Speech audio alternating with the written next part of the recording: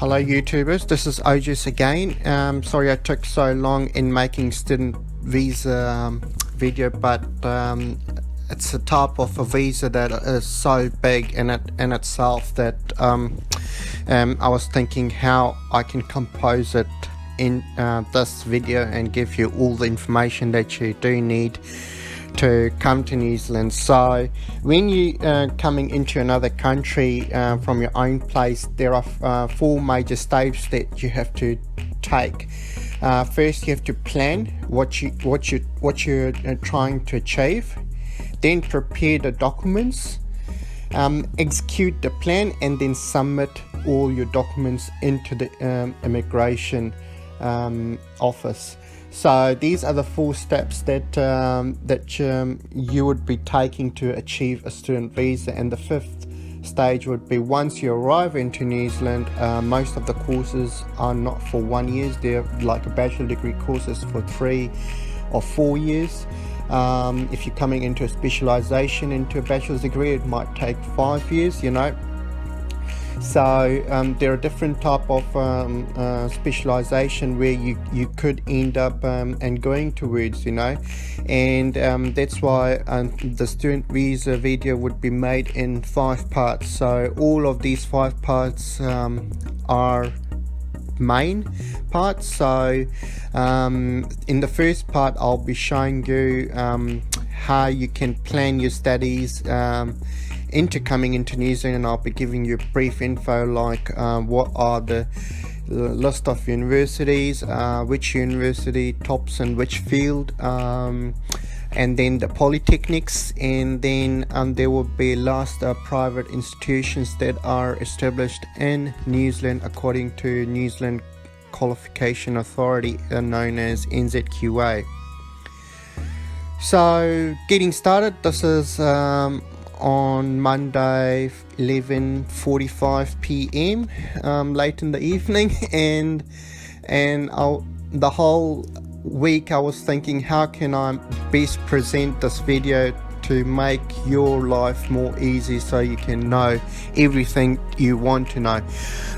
First of all, we'll start the list of universities in New Zealand. So there are 8 universities in New Zealand, and my most favorable universities. So if you're thinking to study in New Zealand, the university choice is the best according to me. And if you're thinking to go towards like a specialization like teachers college, accountancy board, or nursing board, or any of those trade boards like electrical board or something like that, I'll prefer the polytechnics, and I'll not prefer any PTEs because PTEs have got a very bad reputation in New Zealand, and employers don't really recognize any PTEs in New Zealand. They don't know about it, and they never heard the name of it, so they're quite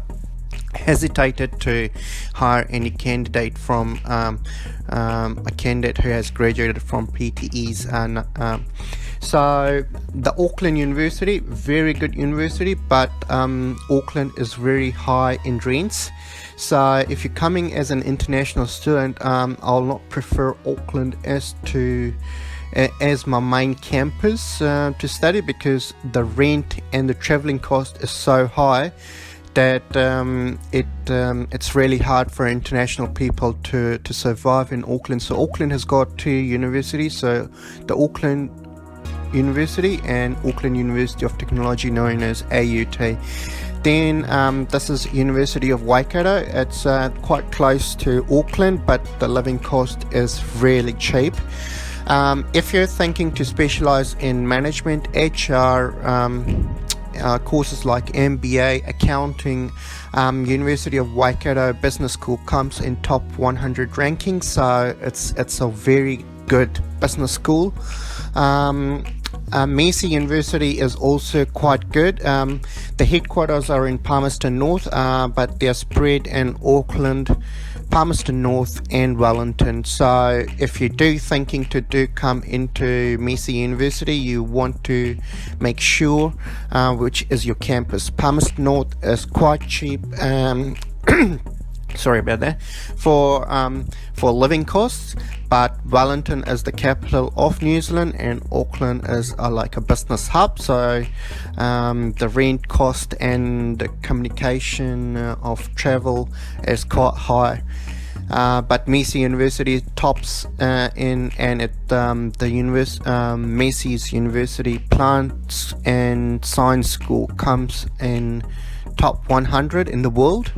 So if you do coming to study something like biotech or genetics, that would be my first choice of study. Victoria University of Wellington, as I said, it's Wellington's uni, so you might have to consider the cost of living and the transportation cost. University of Canterbury, it's in the South Island. Very good uni. The only problem with South Island is that you get earthquakes, so if you're not too scared about earthquakes, that's a fabulous place to stay and complete your degrees and study, you know. Lincoln University is also a really good university, but I haven't heard too much about this university. It's in the South Island. University of Otago is the first New Zealand university. It's the oldest university in New Zealand. So if you're thinking to do any studies regarding medical field like nursing or specializing in cardiac nurse or becoming like a GP, like a general practitioner or a doctor, or you're thinking to specialize in any medical fields known as Master of Medicines, this would be my first choice to go. It's in South Island, so you have to be prepared for the earthquakes and pretty wintry weather out there, because you get temperatures getting really low in South Island. So if you can come across those two things, really good. But University of Otago is a really good university. It's ranked under 50 in whole world, so it is a quite good university. Generally talking, university cost as an international student are much more higher compared to the polytechnics and the University of Technology. Both are government run institutions, so unis and polytechnics are run both by New Zealand government under their umbrella. But if you're coming for a specialization like to become an electrician or a plumber or an accountant or just a general nurse, I would prefer polytechnics over university, because university cost starts from 25 to 30,000 for the yearly phase. So this is NZQA, so known as New Zealand Qualification Authority. These all are the polytechnics that you can see through, and these all come under the government umbrella, so they are quite famous. All the employers know what these polytechnics all about. They've been here for ages, so I'll give you a link in my description box so you can check it more nicely. Generally talking, polytechnics fees starts from anywhere from 15,000 to 20,000 depending upon your course.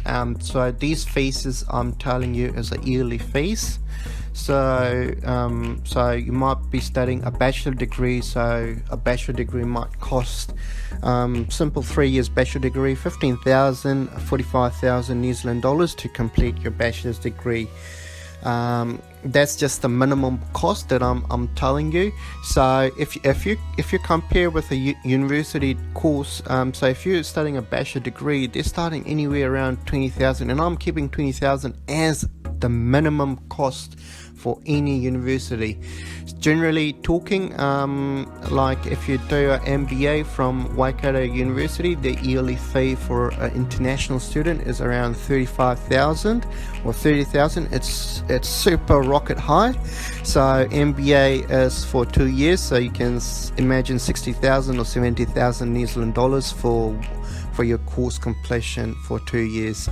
So that's why I do prefer polytechnics, because if you're going to a board for specialization, so suppose you're going to the nursing board, at the end of the day, if you're going to a nursing board, the board evaluation team doesn't look if you've completed your studies from the polytechnics or the uni.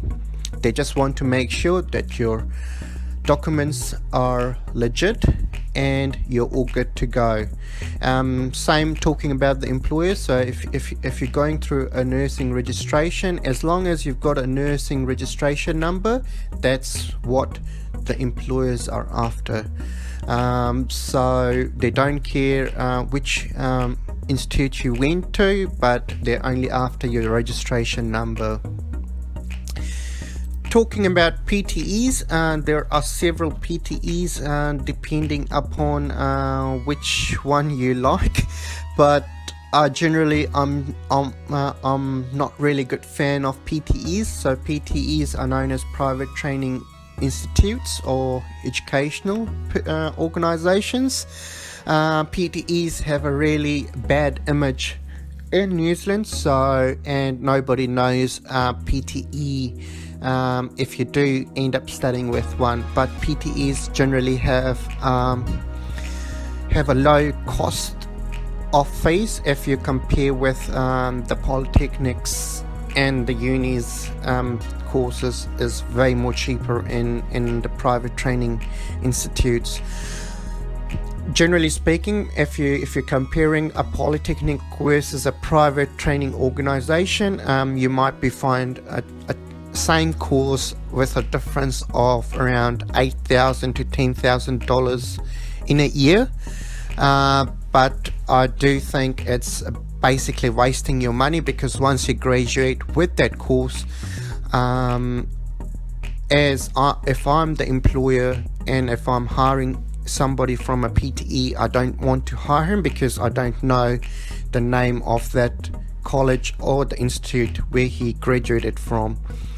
But as I told you, if I'm an employer and I know these names by my heart, these been going on for ages in New Zealand, so I'm quite reluctant, and I know these is a genuine institution and things like that. Another problem that PTE face is the NZQA evaluation. So as a part of a New Zealand institute, right, if it's a university or it's a polytechnic or a PTE, everybody gets evaluated once a year, and every course gets evaluated case by case basis, the evaluation is so thorough that sometimes PTE lose their license to offer that course any more longer. So if you do come to New Zealand to study in PTEs, please make sure that PTE is a really old one. Secondly, I'll not recommend coming into PTEs, because to get a job after you your finish of your degree or a diploma or a certificate, it's quite highly unlikely. So that was the planning. So do plan which institution you want to come in, where do you want to study, and select the courses. If you do have any queries, which institution you do prefer and which not, you can just drop me a feedback in the comment section and I'll reply to it. Thank you guys, thank you for my audience, and have a good life. Good luck for your choosing your options, and goodbye for now. Thank you.